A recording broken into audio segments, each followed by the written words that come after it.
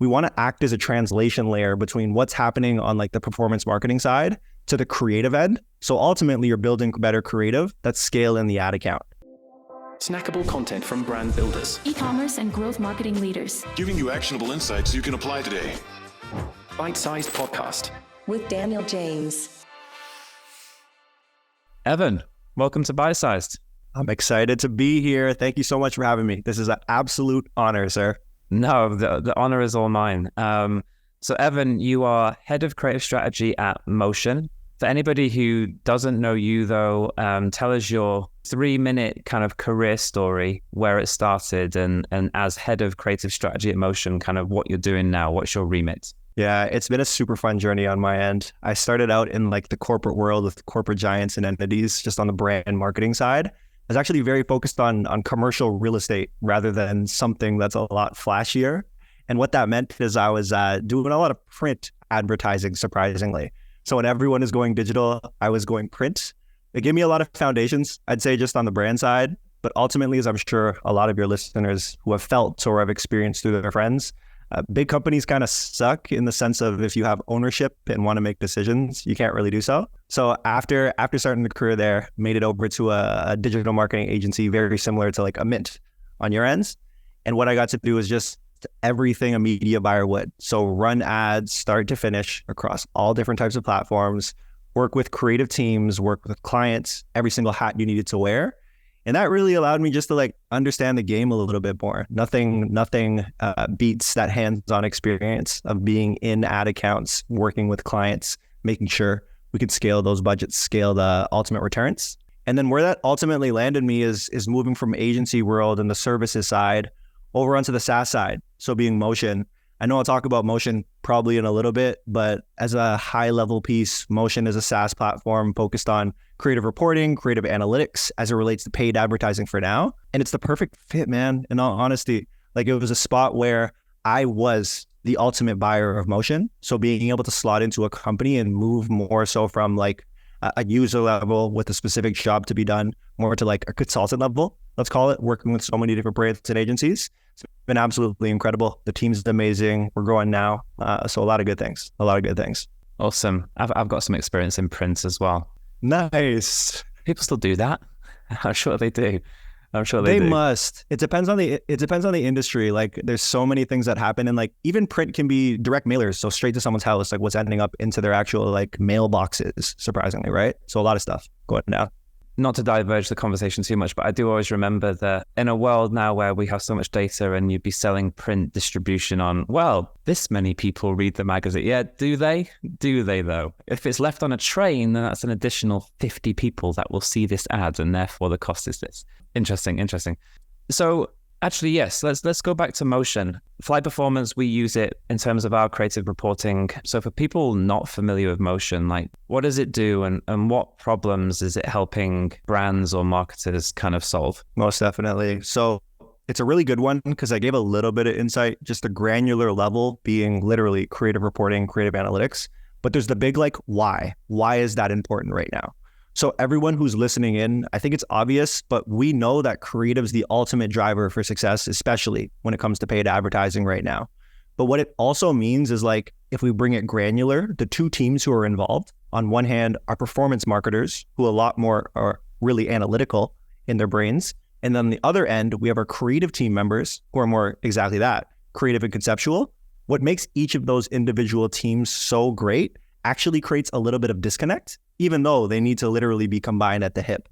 So when we're talking about like where Motion comes to play, we want to act as a translation layer between what's happening on like the performance marketing side to the creative end. So ultimately you're building better creative that scale in the ad account.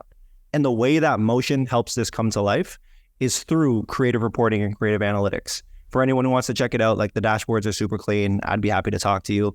But like the problem we're solving is ultimately creative first, bridging the gap between media buyers and creative team members, and helping a ton of other teams along the way, like our influencer managers, our brand teams, email marketers, whoever it might be. Yeah, I mean, I'm not incentivized to say this, although we do use Motion, but it has been just really pivotal to us. Because like you said, creative is the variable. And in actual fact, if you look at the tools that we as performance marketers have available to us, you know, for looking at performance, making decisions. I think that the crowd jumped down the attribution platform route, post iOS 14 and all those changes, which there's definite benefit there. But actually, we've found equal, if not more benefit from actually prioritizing the focus on, well, what creative is performing best to us? Like how That makes me happy. Yeah, no, it really does. And then the dashboard is so helpful because, that visualization and be able to like customize the metrics that you're looking at is really helpful to understand, especially if you've got good strategy going into it. And we'll talk about this more in a minute. I think like where you get the real benefit from something like emotion and just when we say creative strategy in general, like I'm actually keen for your thoughts on what is creative strategy? What does that mean to you? Because, we hear a lot in the world of like, well, creative testing. What we often see when we audit ad accounts and stuff like this is that's actually just a lot of creative. What's your definition of like proper creative testing? How should people be thinking about creative testing? No, this is like the magic button question that I could take in so many different directions. I think, and pick at me if you have questions along the way, of course, but like the first two things that come to mind for me are number one, how you're speaking of creative being so important. And then at your agency, like leading with a creative first approach, so important. And to anyone who's listening in on the brand side, I think it's important to like unpack why creative is so important. Like we can get married to the idea that like, yep, sure, I'm just going to blindly shake my head and nod my head and say, I know creative's important. But it starts to become like, what questions do we need to answer that make our creative so impactful? So what I mean by that is like, when it comes to the creative process, there's so many people involved. Not only are those granular teams are involved, but when we're thinking about like directors of performance marketing, or if we're thinking about brand directors, creative directors, anyone there, what they really want to do is, of course, they want to make the company more money. But what they also need to do is take that granular insight and distill it across so many different teams. So it's like, there's the granular performance that then needs to be spread across. And then the entire org is going to care about this because like, again, efficiency and money. That's the first thing that comes to mind. But really, to answer the main question there, Daniel, when we talk about my definition of creative strategy, I actually bring it to a process, more or less. So I think of it as a set of steps that if you follow these steps, you're able to output the greatest creative consistently. Now, I have visuals for anyone who wants to check us out, but just to take you through like a verbal statement of what this looks like is, first of all, what I like to do in this creative strategy process to bridge the gap is that we're focusing our research as the very first step.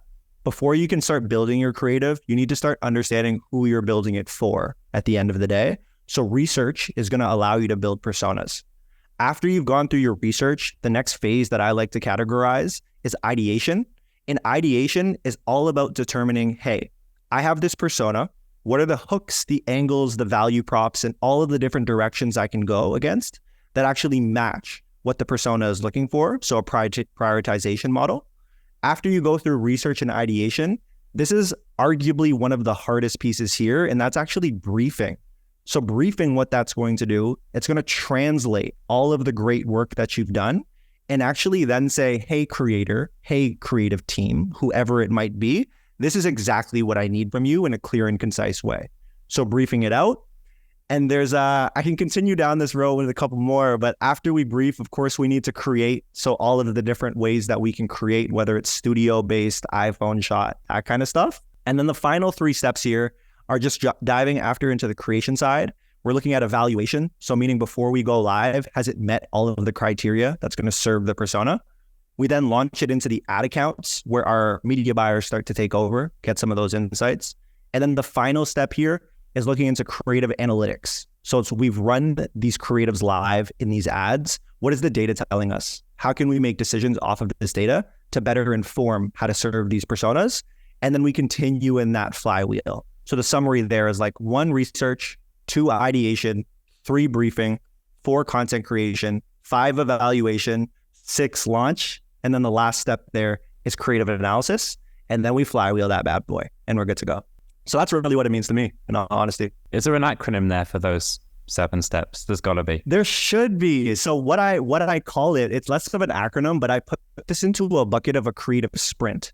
So remember how we kind of started the conversation where on one hand, we have our media buyers and then the creative team on the other side of it. And I spoke about how motion helps bridge the gap between the two teams.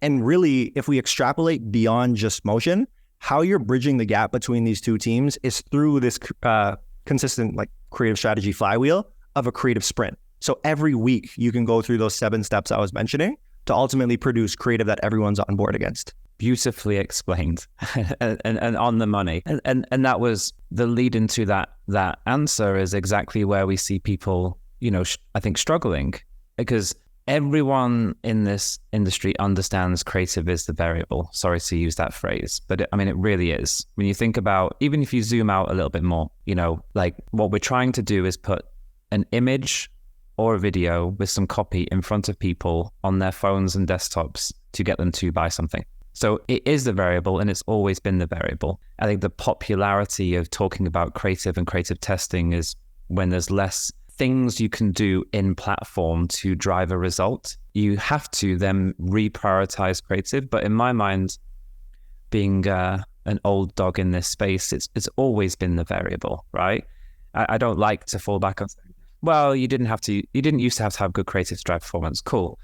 But how much better could your performance have been if you actually did care about how good the creative was? Anyway, that's going off on a tangent. But it's true. It's very true though, right? Like at the end of the day, like we say now creative is the new targeting, which there's some truth. You have less like bells and whistles to pull, but entirely from the start of this, the better the creative, the better results, hopefully. So I love the way you put it there. Yeah, thank you. One of the things I wanted to drill down in is, because we do the same thing, right? It's research, it's ideation, it's then really understanding, well, who's the persona? And I think that's the other unlock, right? Is understanding, well, is it just one persona or is it 3? I always use this example of a fitness machine company that we worked with for about a year. And their prior approach to everything was, well, advertise everything the machine does to everybody, right? And there was some level of quite decent creative testing happening around that. But when you take that time to do the research and the ideation, as we did, what we actually unpacked was there's actually 3 core personas. There's a more elderly consumer. What do they care about? That's very different to the Gen Z millennial audiences and what they care about. And so then crafting creative that speaks specifically to those target consumers is so important. And that's how, for me, like that's the plus up of what you were just mentioning is, and that comes out in the research stage and the ideation stage. That specificity then provides you a foundation for what we call creative testing, right? Because then you can start testing different variations of positioning products based on who your target consumer is. We won't go down this path too far, but then for us, then that's like aligning it to a customized landing page that aligns with the creative and everything else. And that's where I start to see how creative testing and creative strategy really starts to drive a business forward. Entirely. And honestly, like I agree because there's almost 2 different variations going on here. There's the net new creative creation, for lack of better words. So once you have the persona, what's the very first thing you're going to build in order to start collecting some data? And I believe I'm with you. Like there's some cohesion needed between the ad experience of someone's first touch ultimately being driven to the landing page. But the really interesting thing too is like after you collect some data, there's a lot of iterative opportunities too. So when we're looking at iterations, we start to learn things. In your example, like the older demographic, are they actually resonating with quick cuts, short videos? Is that hitting? Or does it actually need to be longer form content? Whereas the Gen Zs might be opposite. It really does need to be those quick cuts. So a lot of cool things to break down in there. Yeah, 100%. So going back a little bit, when you were at your marketing agency, and like you said, Motion was probably, you were like that tool allowed you to understand these data points and everything else. The interplay between creative strategist and media buyer. This may be more from like a team org perspective, but I think it's a important conversation. How do you see that working the best? Like, what's the interplay of a creative strategist with a media buyer? It's a big conversation, right? Because some people will say, well, to be a good media buyer these days, you have to understand and drive creative strategy. That's a gem of a person, right? Who can understand media buying, data analytics, and everything else, and be in platform and stay on top of platform changes, as well as understand how to perform the research and the identification of the target personas. What's your take? What works the best? How should brands and agencies be thinking about creative strategy and media buying? A really good question. And like, I'll take it two separate directions, but there's the should and then there's the reality for your listeners, right? Because when we talk about the should, at Motion, we evangelize the creative strategy role. Those 7 steps that I mentioned earlier is owned by the creative strategist. So literally pulling in people where required. If it's content creation, let's go find those creators. If it's launching, let's make sure the media buyers have what they need to scale the accounts at the end of the day. So when we talk about like the should bucket, I really believe that the creative strategist should own everything from doing the initial research, building out the hooks and everything else that's going on there, briefing it out to the different teams, working with content creators to produce what's required, evaluating and ensuring everything's good, and then actually working with media buyers to like not only give them what they need to launch in the ad accounts, but working with them to understand what's happening after that's in the account. So getting data points that are required. I believe that's the ideal setup, and there's a lot of great brands who are embodying a lot of this, like Huel, based in, I believe, your initial neck of the woods, absolutely crushing it there with their structure. But I also don't want to like completely ignore the reality. Like sometimes it's hard to make sense from a cost perspective to loop in that creative strategist. So what you'll hear me often refer to creative strategy is, at least in the short term, is actually a hat that somebody can wear. So what I mean by that is like media buyers who are ultimately living in the ad accounts, you have a purpose. Like you're making sure that things are set up correctly. You're making sure that you understand the algorithm and what it wants to accept so the best creatives are being produced. There's still a role there for sure at the end of the day. But where a media buyer might step out of just like, let's call it the media buying comfort zone, is they might actually put their creative strategy hat on. And what that could mean is when we're talking about researching personas, instead of just like blindly giving away data, you're good at data, so read it. It's like, what's actually going on in there? Like, who are the demographics we're serving to? What are the age group that the algorithm is preferring? And what is the creative that's ultimately resonating? Because that can help you build out personas from a data point. And all you need to do is loop in maybe someone from a brand team or the founder of your company to say, okay, what else do we believe to be true about these personas? So that's a hat that you can put on. And that hat extends, man. Like it's not just media buyers. Like in a sense, if we think about everyone who jumps into Canva to create different creatives, whether you are a media buyer yourself or you're a creative strategist or you're a creative team member, like essentially what you're doing is you're deciding to put the creative strategist hat on yourself. You're saying, what should we make? Let's strategize around what we do. And once you're in Canva, you're like, okay, let me take that off. Now here's my other hat. I'm a content creator. I'm in Canva banging this stuff out. So that's where I kind of, as a summary point, that's where I take it back to those 7 steps that I'd mentioned. If you really are able to break that down, really those are the steps and the jobs to be done. And once you know the jobs to be done, it's easier to divide it amongst your existing team rather than making another hire in the short term, is how I think about it. So that's how I break it down, like the should situation. I do believe creative strategists are needed, but then the reality, I want to meet people where they are, who are listening in. Yeah, that makes a ton of sense. Yeah, I really like how you broke that down. We've moved towards and are now operating in the should category. We have creative strategists and media buyers, but for a while we were definitely operating, where media buyers were wearing many different hats, and it worked. But I think the specificity of focus is beneficial at some levels of scale. When we're talking data and we're talking about understanding how a creative is performing, right? There's some obvious metrics that I'm sure people will focus on, but how do you advise? How do you look at creative performance from a data perspective to help make decisions? Do you want me to go the route of like net new creatives when there isn't much data available? Or do you want me to start with like, we've run some assets and now what do we do? I think that's the most applicable place, right? Well, let's actually take it in 2 roles. So net new creative, and then you mentioned iterations, right? So when you're finding a creative that's performing, people talk about that you could iterate off the back of that. What does that actually mean? So let's start with net new. They're both super fun and I get pumped up about both. So it's cool. So when we talk about metrics, when we're in a net new creation standpoint, so there might not actually be a lot of ad data per se available, right? So how I break down metrics is actually just like information that's available to you. And with information that's available to you, there's almost like 2 buckets that it falls into. Like, what do you know or what do you believe to be true? And then the second thing, what are people saying about you? So in the bucket of like what you know to be true, this is where you can start to look at like the back end of your Shopify, who's actually buying from you, who has the highest LTV, what are the products they're purchasing as they enter, looking at historical performance across other channels that you might have available to you. That's the what we know to be true or what we believe to be true, essentially. But then the other input when we're thinking about net new creative to build out like different personas is thinking about what people are saying about you. So this is where you can actually comb the web. If you're selling on Amazon, great. But if not, wherever it might be, you can just start to look at reviews of what people are actually talking about. You can look at comments on your organic posts to understand what people are saying about you. And then you can look at your tagged posts on the actual, whether it be Instagram based or anywhere else, to see the look and feel of how people are actually speaking about you. So that allows you to accomplish just like an overall persona of who you'll serve to with minimal data available to you. So I keep it broad when we think net new creative. And then the other side there, Daniel, is like the iterative side. And this is the part that I get zapped into because I'm more on the right side of my brain, being the data end. And I think the obvious is bottom line metrics. We don't want to ignore that, right? Whether it be CPA based, ROAS based, cost per lead based, we know that's the goal ultimately. But when I think of iterations, this is where it starts to come back to just key metrics on the engagement side leading up to the bottom of funnel metrics. So what that can start to look like, some of it's probably controversial, but if we're thinking videos, where I start first is like thumbnail retention.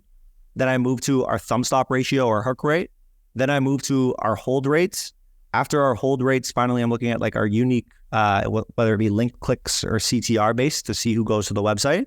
And then once they're there, I'm looking at conversion rates.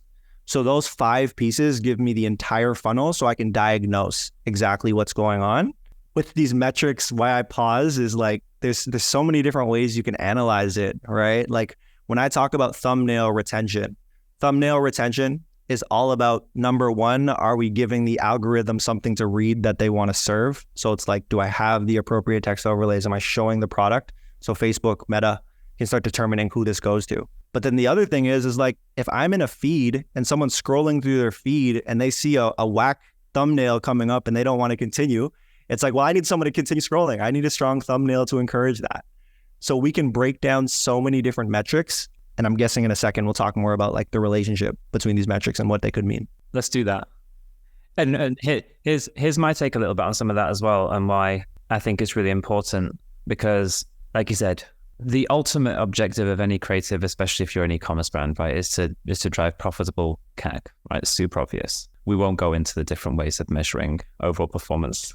That's for another time.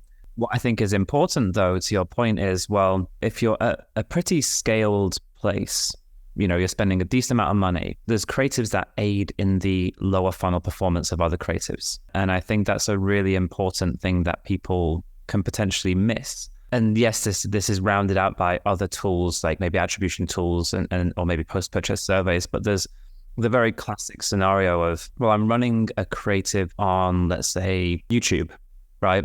I've got no real direct conversions, but it's driving a shit ton of traffic to my site. That's helping you collect email subs. That's helping in other metrics. And this other creative is performing from a direct response, lower funnel conversion standpoint.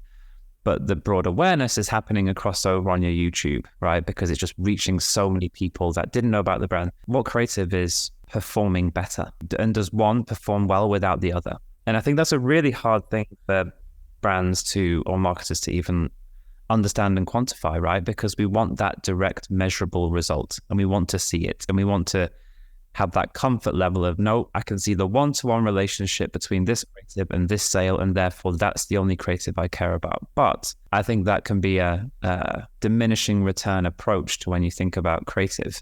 What's your take? Very, very interesting. Because like I'm definitely someone who leads into sale is important there, but it's also when I hear you chat, like what I think about is when and where to iterate. Like that's something that's big that comes to mind, because ultimately it's like the relationships between data. We might not be able to directly point to a sale, but there are leading indicators to tell us yes or no.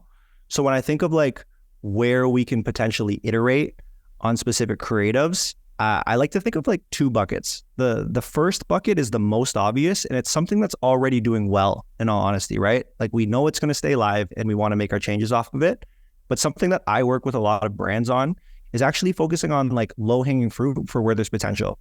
So let's go through a quick example if we can here. So on the meta side of things, a couple of the metrics that I had mentioned that we can care about are things like our hook rates or our thumb stop ratios, and then our conversion rates. So first, let's talk hook rates and thumb stop ratios. So what those are essentially measuring, for anyone who might not be in the loop there, is it's actually measuring how many people watch the first 3 seconds of a video before doing anything else. And in layman terms, why that's important is because we need someone to stop a scroll before they click to go anywhere else at the end of the day. So a hook rate there, we want it to be as high as possible, ideally, and that's where people get excited. But the part that I'll add as a caveat here, just to continue with the example, is that second metric I had mentioned is conversion rate.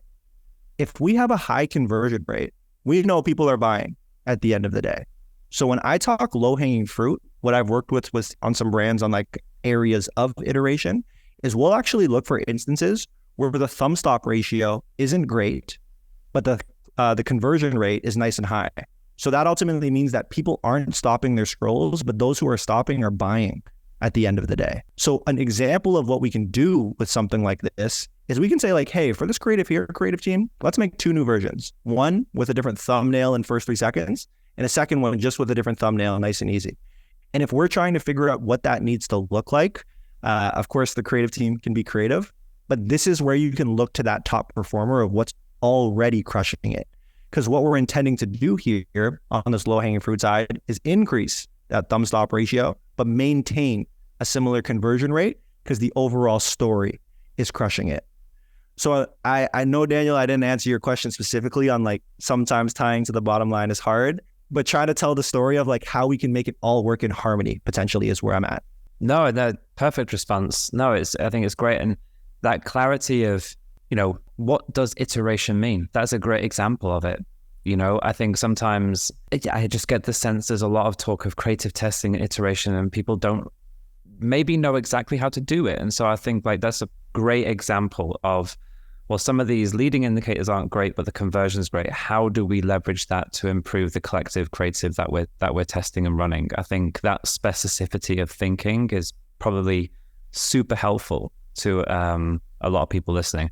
Yeah, I hope so. And like with the other metrics I would have mentioned beyond just, again, thumb stop or hook rate there, like when we're thinking about our hold rates, you can do similar pieces. It's like, how do I play with my CTAs to get more people to click? How should I adjust the length of my videos to match when people are naturally dropping off? So there's a lot of things the data will tell you and allow you to determine where to make those changes. That's just one example that comes to mind for me. Conversations like this is what makes me regret calling this bite-sized, because there's so much to unpack. We need like a round 2, 100% already. I know we need a round 2. A couple more things. This is maybe a little bit provocative. Make ugly ads is. I saw someone wearing a hat the other day that said "make ugly ads," and fair play if that's what's working. Is it ugly ads that work, Evan? Help us out here from someone who sees a lot of creative that is either working or not working. So I have to give Barry some love. So Barry Hot on Twitter, he's the one who pushes make ugly ads, and like Barry's amazing, by the way. Barry's amazing, phenomenal guy, super smart. Met him at where was I? I think it was Austin. It was Austin. It was Austin for a triple whale event. Really cool guy, and obviously knows his stuff. Right? So this isn't a subtweet. It's the general consensus of do ugly ads perform? And I get the point, right? But what's your take? I'm jealous, first of all. I haven't had a chance to meet too many people in real life, so that's awesome. But my take on this is like the ugly ads, why I love it, is such a strong hook. People are listening. He's literally making a real life ad there to get people to be hooked in and want to listen. I think when I move it back to like my definition and talking about metrics, what I hear within make ugly ads is make modular ads. So what that happens is like you're looking at it from a thumbnail perspective. You're looking at it from a first 3 seconds perspective. You're looking at it from a post 3 second experience, from a CTA experience, and that list continues, right? And what can happen is like once you start to collect data, you kind of realize you got to make that ad ugly. You're like, when my hook sucks, like to go back to my previous example of conversion being nice and high, I'm not stopping enough people, but I know the story is crushing it. So my problem solution might be perfect, but I'm just not getting enough eyeball stopping. So what that's going to make me do, it's going to make me something that might not make sense with the rest of the video at the end of the day. And I think that starts to fall into that ugly bucket. Let's be honest, right? It's now a Frankenstein or something going on there. So I give it some love. I bring it back to modular. No, I agree. I think the intent is the right one. You're not trying to make something beautiful from a creative conceptual standpoint. If you're trying to drive performance, what you're trying to do is drive performance. And so you need to reflect that. And when you look at like the content on, especially social platforms, it's not often the beautifully curated, stylized creative that is going to work because it just doesn't feel right. It needs to be native to the platform. So yeah, there was no shade. Oh, but no shade at all, no shade at all. But you know what, like the best part of all of this is, Daniel, like what I get so freaking fired up about when I see it happen. So we're DR folks at the end of the day. We focus on those sales. We need to make sure they happen. But the coolest thing that I see with a lot of brands who work with that motion is when the brand teams start to get it. Because all of a sudden what starts to happen is like that age-old problem of brand on one side and growth on the other side. We now bridge that. Because the brand team can actually start to make hooks that are killer and make sense with the rest of the video so it's not as ugly. So all of a sudden you have a killer DR ad that's now on brandish. That's the part that I'm like, damn, they figured it out. They got it working. That is the place to get to. I could go off on one for so much about how that's the vision of flight performance, connecting brand performance. It should never be separate. It should never be separate. You're trying to achieve the same thing. What is brand marketing? It's trying to get an emotive response of people to care about your brand. You don't do that unless you're trying to siphon that engagement down to a sale. So they should entirely. Always be. And when I talk about the creative strategy flywheel, like a lot of the times when we talk about persona work, that traditionally lives with brand teams at the end of the day. Like who is our buyer? Like where are we serving organic content? Where we actually want to place our ads? Like that kind of stuff lives with brand teams. So this almost, when I talk about those 7 steps, it almost like naturally helps that conversation evolve and then takes it to the level you describe on like the sale is the goal at the end of the day. Yeah, 100%. Okay, we couldn't end the podcast without talking about this AI. So how is AI playing a part within creative strategy? How's Motion using it? What do you think the future of creative and creative strategy is when we look at all the possibilities that AI is providing us? I'm definitely going to get in trouble for this one, but we're cooking up some stuff. I don't think I can expose literally what it is quite yet, but we're definitely cooking it up. The more generic answer here is like AI, it's nothing to be afraid of in the terms of replacing a human or replacing the actual creation, I believe personally, but I think it's really going to enhance everything that we have going on. So for example, these might be a little bit generic for everybody, but like, for example, I keep bringing it back to the creative strategy flywheel. But when we talk about research, think about it. Before AI, it's us manually going into all of the data. It's us manually going to all different press websites to pull this information. Now, in a world with AI, all you're doing is just giving it the information. You're saying, scrape Amazon for all of my top reviews and all of my worst reviews. You're saying, here's an uploaded spreadsheet. Who is the ideal buyer? What are the common threads between everything there? So it's just like really empowering people to get to those personas a lot faster at the end of the day.